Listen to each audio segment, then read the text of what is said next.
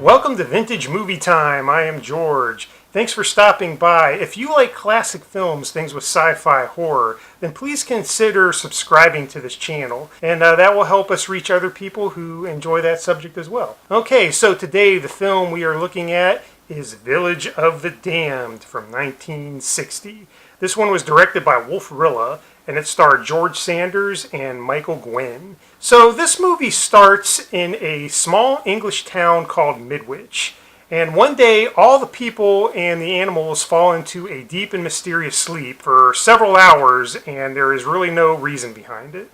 So the army gets wind of this, and they come in, and they try to figure out what's going on. And then after a few hours, the people just suddenly wake up, and they have no idea why this happened. So at first, everything looks okay, but then we come to find out that there's a problem. Something connected to this phenomena has fixed it so that most of the women in the village who are able to bear children are suddenly pregnant.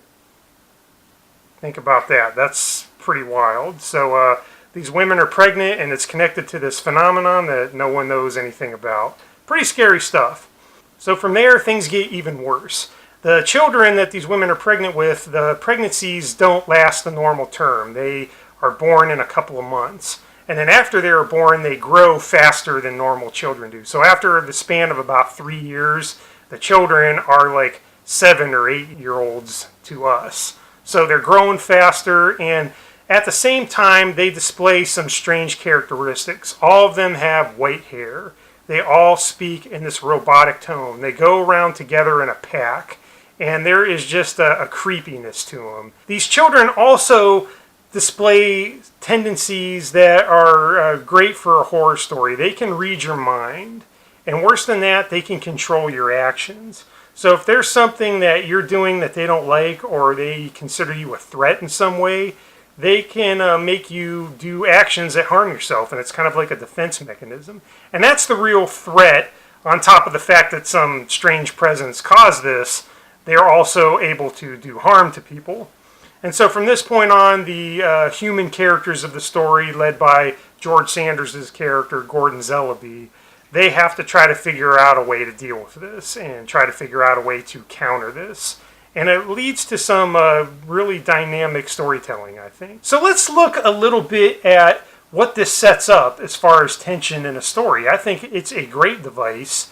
I think these kids are definitely creepy for one thing, but they're also a presence that has some intelligence. We don't know what has caused this. We can extrapolate that maybe it was aliens, but it's not really described like that. It's left pretty ambiguous. And I like that. That gives us a chance to think of it on our own terms. But really, it doesn't matter what caused this. What matters is that these children are here, and that they have some kind of agenda we don't know about, and they will do what they got to do to survive. And I like that. That makes for a pretty cool story, I think. All right, let's dive into some trivia things. So in order to do that, I'm going to consult the clipboard of creeps, and we got a couple of cool items here. So the first one is that this is based on the novel by John Wyndham. And one quick side note, John Wyndham also wrote The Day of the Triffids, the book, and they made a movie of that. And we've also covered The Day of the Triffids on this channel, so I just want to throw that out there too. But John Wyndham, he was a popular English sci-fi writer, and he wrote the book. But the book was titled The Midwich Cuckoos. That was the title of the book. So obviously we can't call our movie The Midwich Cuckoos. That just doesn't work. But there is a reason behind this, and it's an interesting one. So the reason is that cuckoo birds are known to lay eggs and deposit them in the nests of other unsuspecting birds. And then those other birds raise the cuckoo chicks. And often the cuckoo chicks will compete with other nest mates and harm them in order to be able to have a better favor with the parents, or get food and that sort of thing. So this actually fits with the plot of the story quite well, I think. And it's interesting that he went with that title, and it fits the book, but we couldn't use it for the film. Okay, so one more item I have is that the blonde wigs that the children wear had a built-in dome to give them the impression that they had a larger than normal cranium size. So when you watch the film and you see the kids that prosthetic was made to make their heads look a little bigger to give them another otherworldly appearance, which I thought was pretty neat. And also, while we're here, I'm going to introduce you to Vinny. Say hi to everybody, Vinny. Vinny watched the movie with me. He's walking around here making a little bit of noise. He wants to be a part of the video too, so I thought I would introduce you to him. And if you hear a cat meowing or rustling around a little bit, that's just Vinny. So say hi, everyone. Okay, that brings us to our next segment, which I call Silly Stuff. This week's entry in Silly Stuff is a moment I found toward the beginning of the film. I thought it was something that kind of piqued my funny bone a little bit, and I thought I'd share with you. So at the beginning of the film, when everyone has suddenly fallen asleep, the army gets wind of this, they come out and they try to investigate. So they have this pilot that is flying over the village to see what's going on, and he sees that there's people outside on the road and on the side of the streets passed out. And so Michael Gwynn's character, Major Alan Bernard, he's kind of in charge, he radios the pilot and he says, okay, here's what I want you to do. I want you to start flying lower so you can get a closer look. And then, if you start to feel anything funny, go ahead and go further up. And the pilot's like, okay, all right, I'll do that. And he starts going lower. And of course, he gets within the sphere of whatever this thing is that's causing everyone to fall asleep. And he falls asleep. And you can imagine what happens at that point. And I thought to myself, heck with you, pal. I'm not going down there. People are falling asleep. I'm not getting any closer to that than way up here in the sky. And it's just funny to me that the pilot was just like, okay, cool. That's reasonable. Yeah, if I start to feel something, I'll just go higher. Yeah, that's a good plan. I'll do that. It's just funny. Okay, so that brings me to my final thoughts of this film. So first of all, one thing that struck me about this is it's short.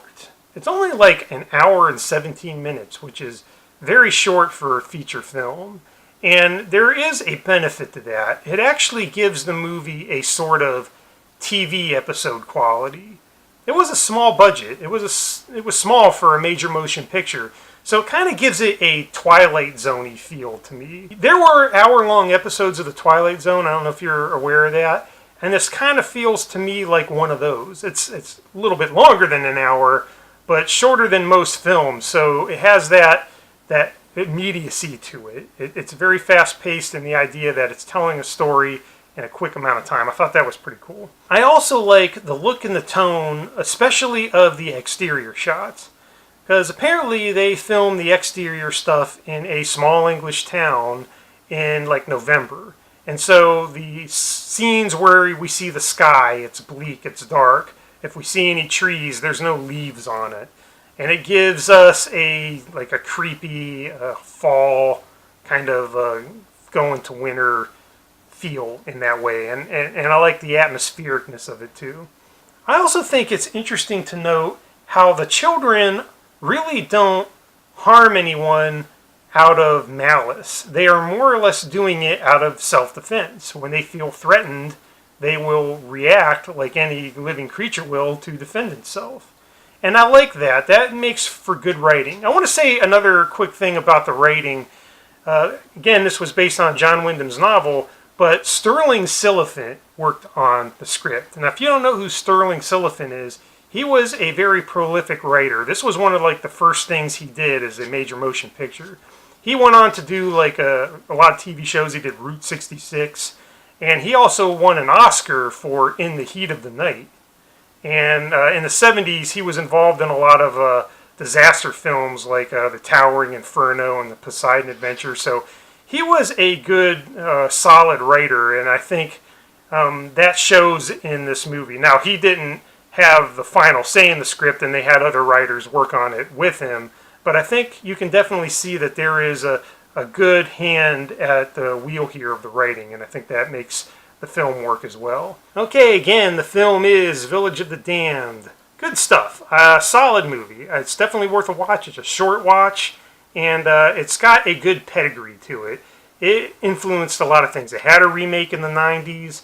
It was parodying The Simpsons. I mentioned that in these videos a lot, but that's to me just a way to gauge how this has had its finger on the pulse of people's imaginations. If it's something that people remember later down the road and they're comfortable enough to parody it or remake it, I think that means that it touches a nerve with people.